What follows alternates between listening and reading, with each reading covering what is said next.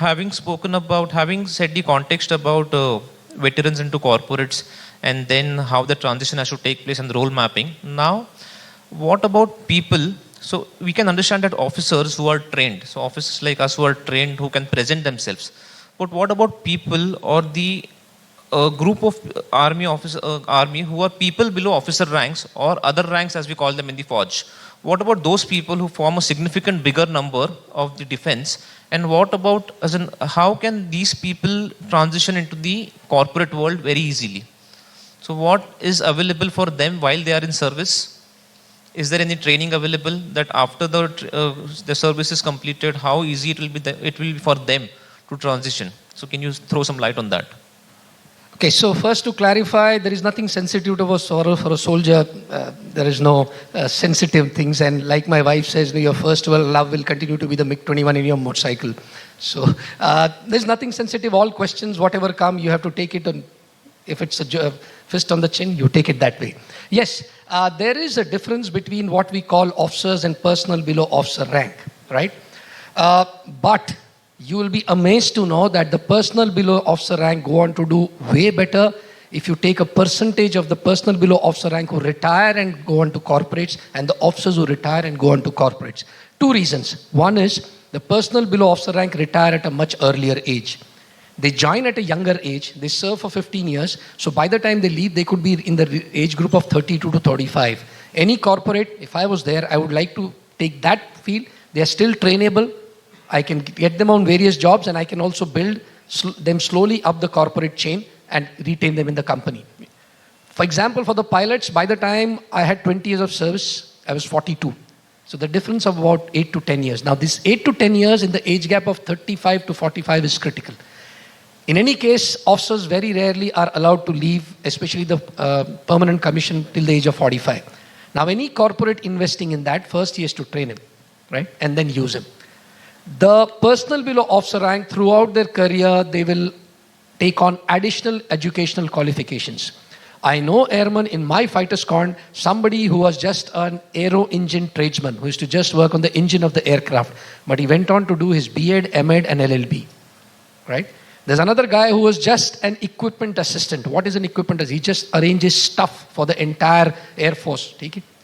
But he got selected in the IAS. Now the advantage also is for the airman till a particular service. If he gets selected into a service which is of a higher category like the IAS, he can straight away transition into that. You'll find a huge number of personnel below officer rank becoming bank managers. Because they come with a lot of experience, they do their qualifications and banks are willing to hire them. Two great examples I'll give you. In Indigo, one of the biggest names in the HR in Indigo is a sergeant, ex-sergeant from the Indian Air Force, right? In Air Asia, there was a sergeant from the Met section who was responsible for the training of all the pilots and cabin crew in the airline. So it is not as if just because he's not an officer, he will not go on to do well. The training, the experience, the kind of treatment that you get, the challenges that you face are similar. Now it's the individual trait that will shine out. And believe you me, when you see even an airman, yes, there will be a little bit of a difference in the way he's developed, but not much. He will go on to do as well if he gets the opportunity. Okay. Would you like to add? There's a very important thing that armed forces are doing, and they are training these people or those people who are coming out of armed forces. They have collaborations, as I said, MOUs with with different institutes, and they offer management courses to all ranks. They are trained on different. They are trained in different domains. So whether it is management, whether it is manufacturing or any other industry, and they come out with flying colors and they get absorbed into different domains. And as Sir gave examples, I have also personally seen many examples like this. Where young people come out of the forces, you know, with good amount of 15 years or 15 to 20 years of experience because they get inducted earlier, and definitely they do really well when it comes to different organizations.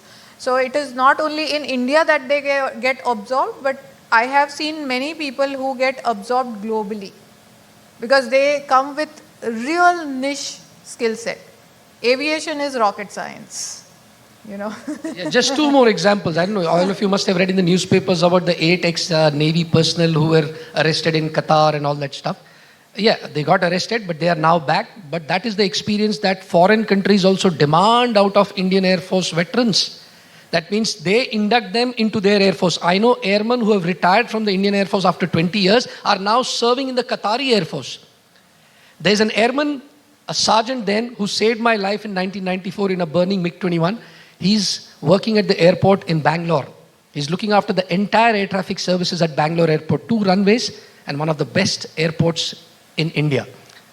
So it is just that the experience that they get in the armed forces is unmatched. It's just that the company found him suitable, got him there, gave him the right job, and he has gone on to do very well. So I think it is the intrinsic training that that nurtures the person to be a bright star, and no one can stop a bright star from shining bright. So that is, and in fact, yesterday I would just like to quote something. Yesterday, myself and Supriya, we were having a short discussion before coming for the event, and she said a very nice thing that veterans going into the corporates is like a new technology. It is not like a new gadget, but it is like a new technology. People who will be front runner in adapting or adopting to this technology, they will definitely win in the long run. And they are here to stay because whatever initiatives were started by the government of India almost 15 or 20 years back, so we are actually seeing a surge of those outcomes, surge of those initiatives that were started. And so these people are here to stay. What they bring in and how they can solve your problem, we all have just heard. So I think we all need to accept veterans with open hands, and they gel in very well, and in fact they will be a very good diverse addition to your already existing team.